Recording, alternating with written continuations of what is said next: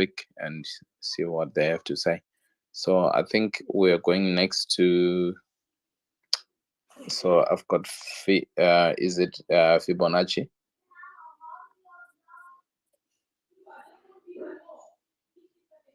Yeah, brother Fibonacci, are you there?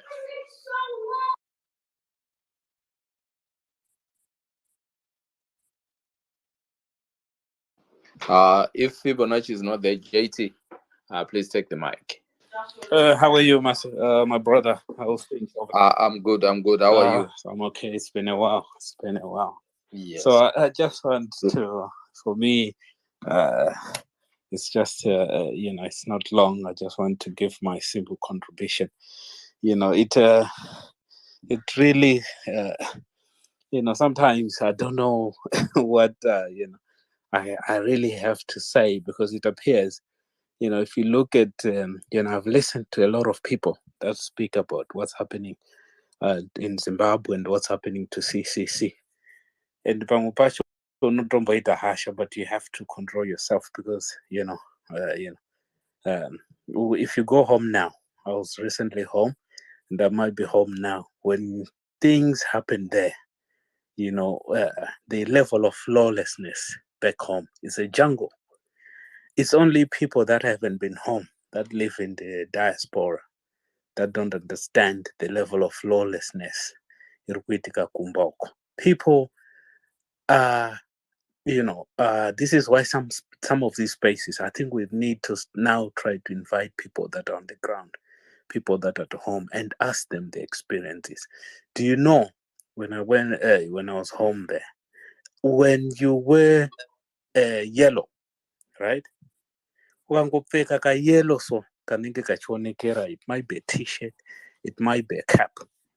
You can be stopped by roadblock. But not don't you know this is not allowed? Why are you wearing this? The level of lawlessness, you can go to a roadblock. Which area is that, brother JT? Any specific area, or just anywhere? I'm from Manicaland, as you know. As you go down from Harare to Manicaland, you meet my roadblocks, my roads, right? So you can just be said, you park there. You can park there for 2 hours. You can be told to just stay there for 2 hours. And these people will come, these police officers, the level of lawlessness there, they will just come, take your keys off your car and put them in their pockets and just tell you to park there. People these guys, for me, I put my hands off to them. I put my hands off, up and down my head off to them. The amount of abuse that they are going through in terms of the police, soldiers, is something that you just think, where is this country going to?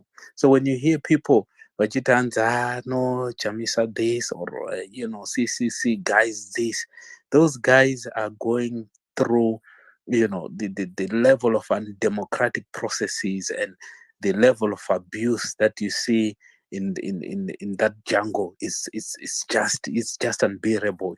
You get so angry, and there's nothing, and they'll tell you there's nothing you can do about it. They'll jump in your car, take your car keys, and tell you to park there. You'll be there for 2 hours. No, they'll tell you cannot do anything. And for real, you cannot do anything. You cannot report them. You can, when you make a report, they're not accountable for their behaviors. So it's a sad scenario. I was home there with my sister, and she was driving along. It's just a story I want to give you so that people can understand. She was driving along past State House. But if you look at the way that they've set it up, would you pin up a State House, would you run the other side? The gate that used to be there is broken. So the gate is no longer there, but the other gate on the side is there. So you can actually pass. But when you come to the other end, you see that the gate is locked there. But then when you want to go back, they stop there. And the way they abused her, who are you? Why are you driving in this house? No, but there's no barrier there. So I thought I could pass. I know the people that know that road here in Upinda State. I was going to say, but yeah, well, you shouldn't do that, come park here.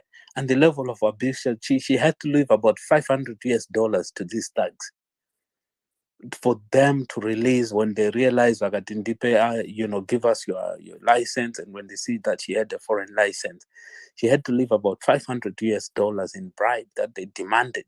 And they told them, you cannot do, you are not going to report that anyway, just pay and leave. And when she, give us money, that's what they demanded. He gave 100. No, it's not enough.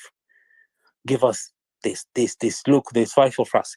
Otherwise, you're not leaving. She stayed there for almost 3 hours being interrogated, being threatened, and there's nothing she could do. She could not report it to anybody. And, she was so scared that she had to leave about £500 US dollars in a night. And then they let her.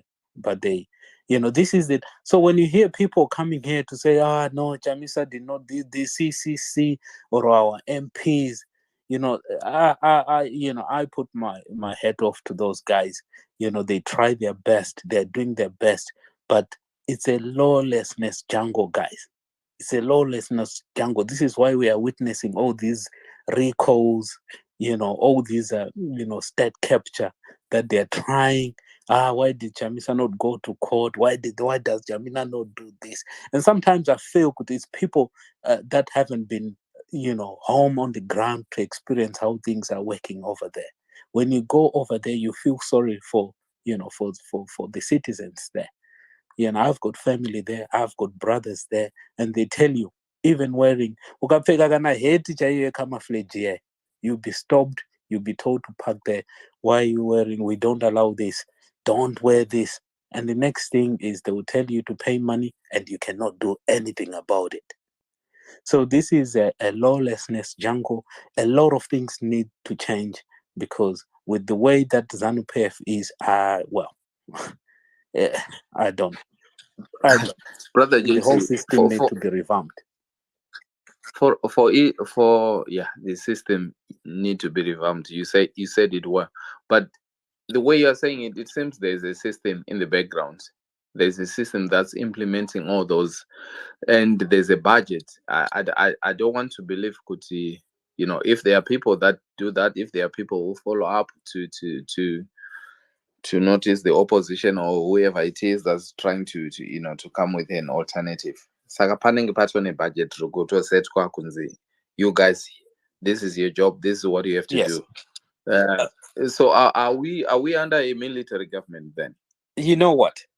I think you've said the right thing that I wanted to say. I think we're under that system. I would want you to one day when you go, when you go to kind of Zimbabwe or whoever is here, drive down Mutare, and then Mutare you pass through Chiadzwa, right? Before you pass through Chiadzwa, there will be a roadblock there in Ema Soja, Nema Purisa. They will ask you, where are you going? Who are you? You're not even going. You can see my diamonds. I don't maybe kilometers away. The diamonds mine are there. The fields are over there. You can actually see as you drive down. You'll see it here. Welcome to Yadwa Diamonds. 10 left. But you're going straight down to Betchna Bridge. They'll stop you and they'll say, bring your ID. You bring your ID. If you don't have an ID, Aganze cannot Manika and Chipinge or whatever. They'll ask you, can only Aganze Harare. They'll ask you, why are you? Where are you going? What's your relationship? Are you coming here to buy diamonds or to do? What's your relationship that you're driving this area? Or you're going, I'm going to Chipinge. I'm going to see a relative there. Okay, what relative? Where do they live? Unnecessary questions, intimidation. For some of us, because I've got an idea against Chipinge Manikal, and I said, I'm going to see family. Okay. You're lucky, go through. But this is how, and they will demand bribes, they will do anything to let you pass, but they know that you're not even going to the direction in Engenema Diamonds, but those bases are set there to intimidate people, and as they say, it's a military rule, and if you don't want to believe it, I don't know what you can believe. Go and find out for yourself. This is why I say, for me, what's happening, I don't know what we can do. to actually change the system. But something need to be done. And I think they're pushing people because people are tired there, guys. People are tired. No one wants ZANU-PF. No one wants the current system. People are being abused by the soldiers, by the police, and then there's nowhere they can go and report. But the police are there to protect and serve the people. But that's not happening on the ground. It's bribes, it's intimidation, and they will tell you there's nothing you can do about it. Thank you.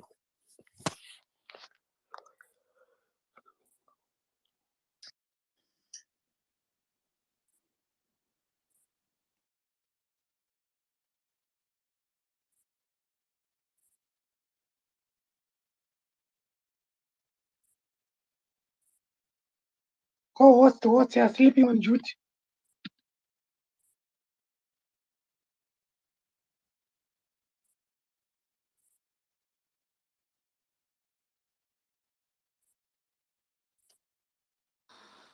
Right, guys. I think we should finish off top of the hour, which is 9 p.m. So I don't know where. Let me bring Titus back, but I think I don't know if he's willing to continue. Right, guys. I think we should finish off.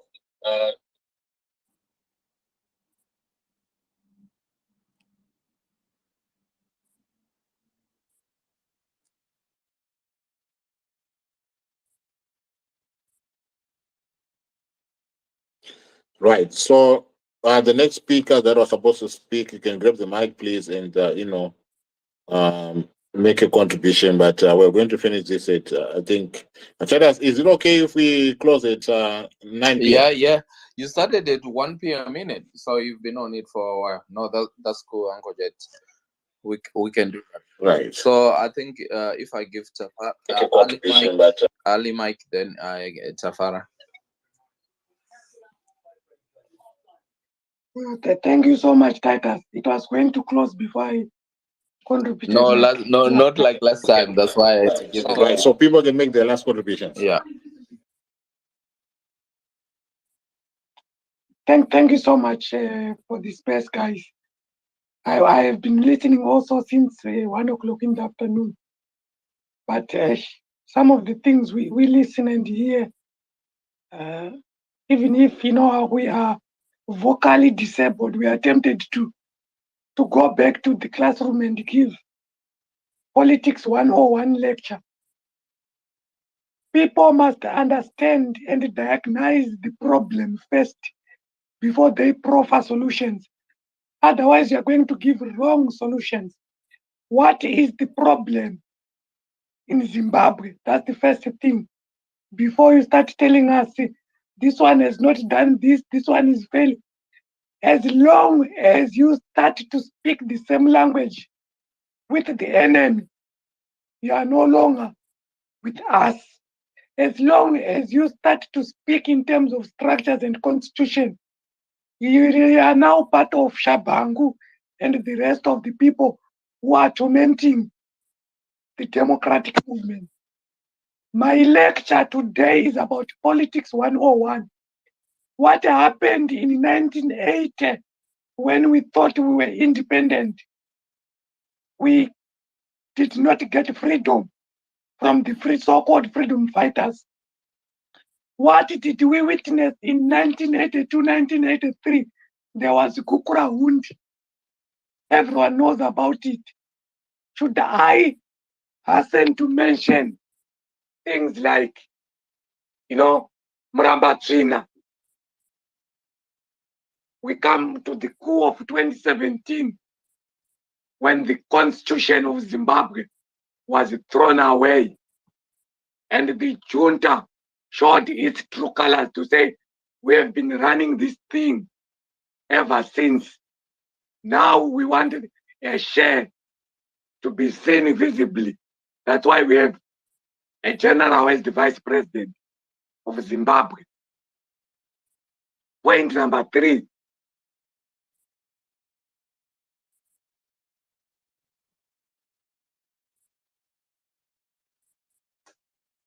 And you are fighting.